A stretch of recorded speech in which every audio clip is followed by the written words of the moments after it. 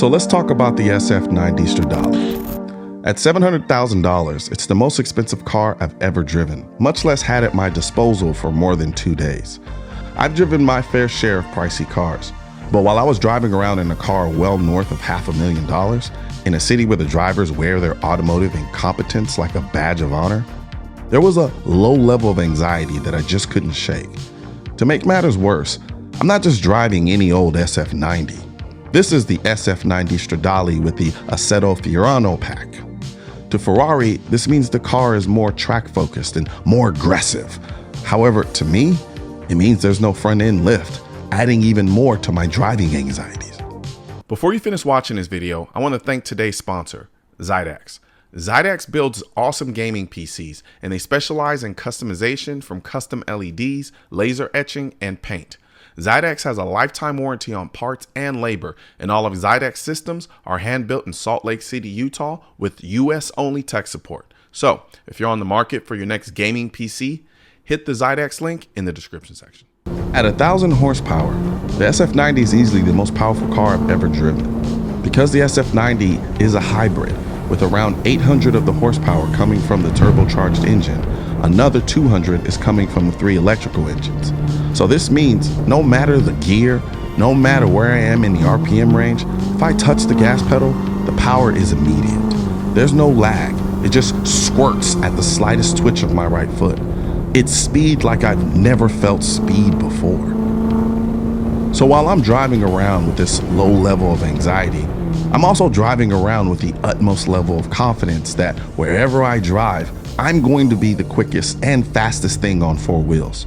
Considering the obvious attention a car like this gets, when people would follow to take pictures or just admire the car, I was constantly baffled by how quickly I could gap them without using even half of the throttle.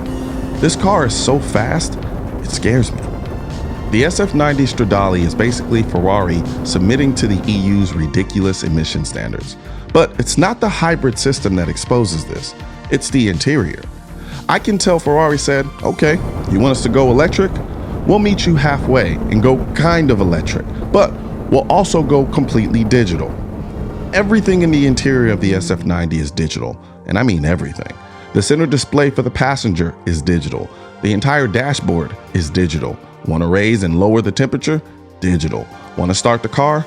Digital. Want to put the car in hybrid mode? Digital. Want to make phone call? Digital. For crying out loud, even adjusting your side mirrors is digital. And by digital, I mean there's no buttons, just haptic feedback from touching a surface designated for that particular surface.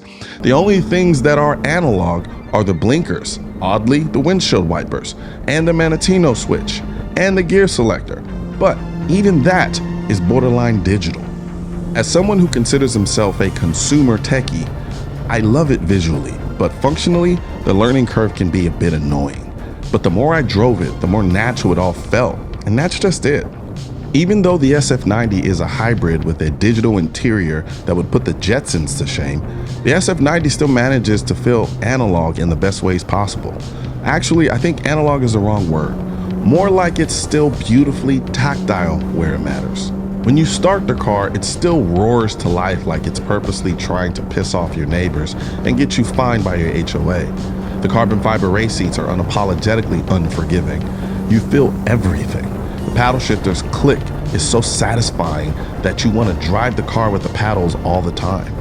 I'll be honest and say, I prefer Ferrari's big front engine V12 GT cars over their mid-engine flying saucer looking variants. But the more I drove the SF90, the more I wanted it. Ferrari doesn't do electronic functionality very well, but damn, they do a good job making everything else about the driving experience so good you don't care. My Apple CarPlay kept disconnecting, and it took me 20 minutes just to learn how to turn volume up and down, but every time I saw how beautiful the digital dashboard looked and the immediate throttle response along with its beautiful exhaust note, all of the stuff that kind of annoyed me a little didn't matter. As far as the way the SF90 looks, well, I think the Ferrari Pista and the A12 GTS are the best looking modern Ferraris. I don't think the SF90 is the best looking Ferrari or the second, but it looks better than 90% of all other mid-engine supercars with hypercar aspirations on the road today. For me, it's the color. If the version I'm driving were black, oh, I'd love it. I know red is the Ferrari thing, but I'm not a fan of red on cars. But the interior to me is stunning.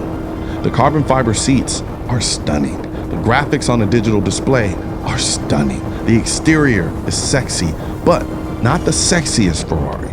But like I said before, everything else about the SF90 makes me not care that it's not the sexiest Ferrari, because the way it drives is stunning.